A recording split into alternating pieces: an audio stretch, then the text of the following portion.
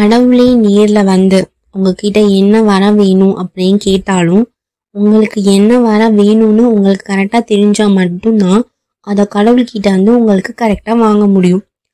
For example, எனக்கு நோய் இல்லாத வாழ்க்கையை கொடு அப்படின்னு கேட்கறது ஒரு முறைனா, எனக்கு ஆரோக்கியமான வாழ்க்கையை கொடு அப்படிங்கிறது ஒரு முறை.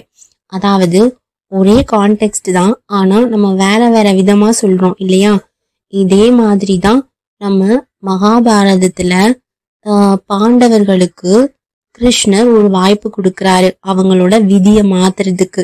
அந்த சந்தர்ப்பத்தை அவங்க கரெக்டா பயன்படுத்தினாங்களா இல்லையா அப்படிங்கிறது தான் இந்த காணொளியில நம்ம பார்க்க போறோம். வாங்க டைரக்டா நம்ம ஸ்டோரிக்குள்ள போகலாம். நீங்க கேட்டுக்கிட்டு இருக்கிறது ஸ்மால் வண்டர்ஸ். இந்த சேனலை நீங்க ஃபர்ஸ்ட் டைம் பாக்குறீங்கன்னா சப்ஸ்கிரைப் பண்ணி வச்சுக்கோங்க. இந்த கதைகள் பிடிச்சிருந்தா நீங்க லைக் பண்ணுங்க. வாங்க நம்ம இப்ப ஸ்டோரிக்குள்ள போகலாம். கடவுளே நேர்ல வந்து உங்ககிட்ட என்ன வர. பாண்டவர்கள் சூதாட்டத்துல தன்னுடைய நாட்டை இழந்து 12 வருஷம் வனவாசத்தையும் 1 வருஷம் அந்நியாத வாசத்தையும் முடிச்சிட்டாங்க. இப்ப அவங்க பழைய நிலைமையில அவங்க விராட நாட்டுல இருக்காங்க.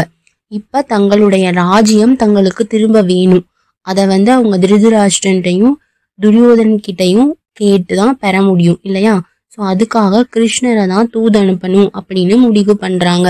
அப்ப கிருஷ்ணர் தூது போறதுக்கு முன்னாடி நம்ம பாண்டவர்கள் எல்லாத்தையுமே ஒரு யமுனை நதிக்கரையில ஓரமா கூட்டிட்டு போய் அவங்க கிட்ட பேசுறாரு. இப்ப தர்மர் என்ன சொல்றாருன்னா, நீங்க எங்களுக்கு போய் எங்களுடைய ராஜ்யத்தை திரும்ப கேளுங்க. அப்படி கொடுக்க மறுத்தாங்கன்னா ஒரு 5 கிராமங்களையாவது கேளுங்க. அதையும் மறுத்தாங்கன்னா ஒரு 5 வீடுகளையாவது கேளுங்க அப்படின்னு சொல்றாரு. ஆனா போர் மட்டும் வேண்டாம், தர்மத்தை நிலைநாட்டு கிருஷ்ணா அப்படின்னு தர்மர் கிருஷ்ணர் கிட்ட சொல்றாரு. இப்ப பீமனும் அர்ஜுனனும் என்ன சொல்றாங்க? பீமன் என்ன சொல்றாருன்னா, இந்த 5 வீடுகளை பிச்சை கேட்டு நம்ம வாங்கி வாழணுமா? எனக்கு போர் தான் வேணும். நான் வந்து திருதராஷ்டிரனோட புத்திரர்கள் எல்லாத்தையுமே போர்ல வதம் செய்வேன்னு சபதம் வந்து எடுத்திருக்கேன். அந்த சபதம் நிறைவேறணும்னா எனக்கு போர் நடக்கணும் அப்படின்னு சொல்றாரு. இப்ப அர்ஜுனன் என்ன சொல்றாரு? எனக்கும் போர் தான் நடக்கணும் அப்படின்னு சொல்றாரு. திரௌபதி என்ன சொல்றாங்க? எனக்கும் போர் தான் நடக்கணும். என்னுடைய கூந்தலை வந்து நான் முடியணும் அப்படின்னா அப்ப துச்சாதனன் வந்து மரணிக்கணும் அப்படின்னு சொல்றாங்க. அவங்க வந்து இன்டைரக்டா எனக்கு போர் தான் வேணும் அப்படின்னு சொல்றாங்க. இப்ப நகுலனும் சகாதேவனும் தான் இருக்காங்க. நகுலனும் அட்லாஸ்ட் அவன் என்ன சொல்றாருன்னா, எனக்கு போர் தான் வேணும் அப்படின்னு சொல்றாரு. இப்ப நம்மளோட கிருஷ்ணர் என்ன பண்றாருன்னா, சகாதேவனை மட்டும் தனியா அழைச்சிட்டு போய் ஒரு இடத்துல வச்சு பேசுறாரு. ஏன் சகாதேவனை மட்டும் இப்படி தனியா கூட்டு போய் பேசுறாரு அப்படின்னு நம்ம யோசிக்கும் போது, சகாதேவனுக்கு வந்து பாத்தீங்கன்னா நிறைய அறிவு, நிறைய ஞானம் இருக்கு. அவர் வந்து ஜோதிட கலையில மிகுந்த வல்லுனரா இருக்காரு. ஜோதிடம் வந்து அவருக்கு ரொம்ப ரொம்ப ஒரு மிகப்பெரிய ஞானம் வந்து அவருக்கு அந்த ஜோதிடத்துல இருக்கு. கிட்டத்தட்ட பாத்தீங்கன்னா துரியோதனன் வந்து அந்த போருக்கு களப்பலி அப்படின்னு ஒண்ணு கொடுப்பாங்களாம். அந்த களப்பலி கொடுக்கறதுக்கு சகாதேவன் கிட்டதான் வந்து நாள் குறிச்சு நேரம் குறிச்சு போனாராம். எனக்கு வந்து எந்த நேரத்துல நான் வந்து களப்பலி கொடுத்தா எனக்கு போர்ல வெற்றி கிடைக்கும் அப்படின்னு நம்மளோட துரியோதனன் வந்து சகாதேவன் கிட்டதான் நாள் குறிச்சிட்டு போயிருக்காரு. அப்படி அந்த அளவுக்கு அவர் என்ன பண்றாருன்னா ஜோதிடத்துல வல்லவரா இருக்காரு. இப்ப நம்மளோட கதைக்கு வருவோம். கிருஷ்ணர் அவர்கிட்ட கேக்குறாரு சகாதேவன் கிட்ட, உனக்கு என்ன வேணும் அப்படின்னு. போர் வேணுமா இல்ல அமைதிதான் வேணுமா அப்படின்னு. இந்த போரை நிறுத்துறதுக்கு ஏதாவது வழி இருந்தா நீ சொல்லு அப்படின்னு. அப்ப சகாதேவன் சொல்றாரு, எனக்கு போர் வேணாம் தான் கிருஷ்ணா. ஆனா இந்த போரை வந்து நான் நிறுத்தணும்னா நம்ம வந்து அர்ஜுனனை கொல்லணும், பீமனை சிறையில அடைக்கணும், பாஞ்சாலியோட முடி எடுத்து உன்னை கட்டி இந்த மரத்திலையோட கட்டி வச்சுட்டேன்னா இந்த போர் நடக்காம என்னால தடுக்க முடியும், இல்லைன்னா என்னால தடுக்க முடியாது அப்படின்னு சொல்றாரு. இதை கேட்டு கிருஷ்ணர் வந்து சிரிக்கிறாரு. அதாவது கிருஷ்ணர் நினைக்கிறதுதான் நடக்க போகுதுங்கிறது சகாதேவனுக்கு ஆல்ரெடி தெரிஞ்சிருக்கு. அதைத்தான் அவர் வந்து இன்டைரக்டா சொல்றாரு. கிருஷ்ணர் உடனே சொல்றாரு, முடிஞ்சா என்ன கட்டி போடு, உன்னால முடிஞ்சா என்ன கட்டி போடு அப்படின்னு சகாதேவன் கிட்ட சொல்றாரு. அதுக்கப்புறம் கிருஷ்ணர் என்ன பண்றாருன்னா ஒரு பெரிய விஸ்வரூபம் எடுத்து சகாதேவன் முன்னாடி நிக்கிறாரு. இப்ப சகாதேவன் என்ன பண்றாரு, அமைதியா பத்மாசனத்துல உட்கார்ந்து தியானம் பண்ண ஆரம்பிக்கிறாரு. தியானம் பண்ணி நம்மளுடைய விஷ்ணுவை ஜெபிக்க ஆரம்பிக்கிறாரு, கிருஷ்ணரை கும்பிட ஆரம்பிக்கிறாரு. அவருடைய அன்புல கிருஷ்ணர் கொஞ்சம் கொஞ்சமா கரைஞ்சு அவரோட அன்புக்கு அவர் அடிமையாகிறாரு.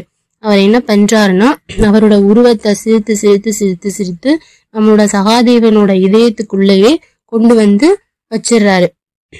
அந்த அளவுக்கு பாசத்தால சகாதேவன் நம்ம கிருஷ்ணரை கட்டி போட்டுறாரு.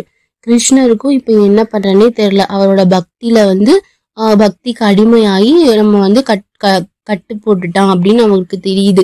உடனே சகாதேவன் கிட்ட கிருஷ்ணர் சொல்றாரு, என்ன தயவு செய்து அவுத்து விடு, நான் தெரியாம சொல்லிட்டேன், உனக்கு என்ன வர வேணாலும் நான் தாரேன் அப்படின்னு சொல்றாரு.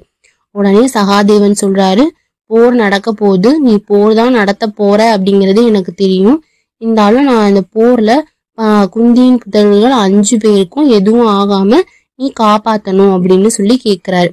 அப்ப கிருஷ்ணர் மறுபடியும் கேக்குறாரு, நீ கரெக்டான வரத்தை தான் கேக்குறியா, நான் இன்னொரு வாய்ப்பு தரேன், கரெக்டா முடிஞ்சா மாத்தி கேட்டுக்கோ அப்படின்னு சொல்லி சொல்றாரு. உடனே சகாதேவனும் யோசிக்கிறாரு, இல்ல நான் கரெக்டா தான் கேக்குறேன், குந்தியின் புதல்வர்கள் 5 பேரும் சாகக்கூடாது போர்ல, எங்களுக்கு நீ பாதுகாப்பா இருக்கணும் அப்படின்னு சொல்றாரு. உடனே கிருஷ்ணரும் அந்த வரத்தை அவங்களுக்கு கொடுத்துடுறாரு. இப்ப மகாபாரத போர் 18 நாள் நடந்து முடியுது. நம்மளுடைய கர்ணன் செத்து போறாரு. அப்பதான் பஞ்ச பாண்டவர்களுக்கு உண்மை தெரியுது, கர்ணன் தன்னுடைய அண்ணன் அப்படின்னு. அப்பதான் சகாதேவனுக்கு இந்த நிகழ்ச்சி ஞாபகம் வருது. கிருஷ்ணர் சொன்னது, முடிஞ்சா உன்னுடைய வரத்தை மாத்தி கேளு அப்படின்னு. அப்ப அவர் என்ன சொல்றாரு, குந்தியின் புதல்வர்கள் 5 பேரும் உயிரோட இருக்கணும்னு தானே கேட்டாரு. ஆனா கர்ணன் தன்னுடைய அண்ணன்கிறது அவருக்கு தெரியாம போயிடுச்சு. இத சூட்சமமாதான் அன்னைக்கே கிருஷ்ணர் கேட்டிருக்காரு. ஒருவேளை நம்ம குந்தியின் புதல்வர்கள் எல்லாருமே உயிரோட இருக்கணும்னு ஒரு வார்த்தை கேட்டிருந்தோம்னா இப்ப கர்ணன் உயிரோட இருந்திருப்பான், நம்மளாலதான் நம்மளுடைய சகோதரன் இறந்து போயிட்டான் அப்படின்னு அவருக்கு தெரிய வருது. உடனே அவர் மேலேயே அவருக்கு கோபம் வருது. அவர் என்ன பண்றாருன்னா, அவர்கிட்ட இருந்த ஓலை சுவடிகள், அவர்கிட்ட இருந்த ஜாதக குறிப்புகள் எல்லாத்தையுமே அந்த போர்ல இருக்கிற ஒரு தீயில போட்டு எரிச்சிடுறாராம்.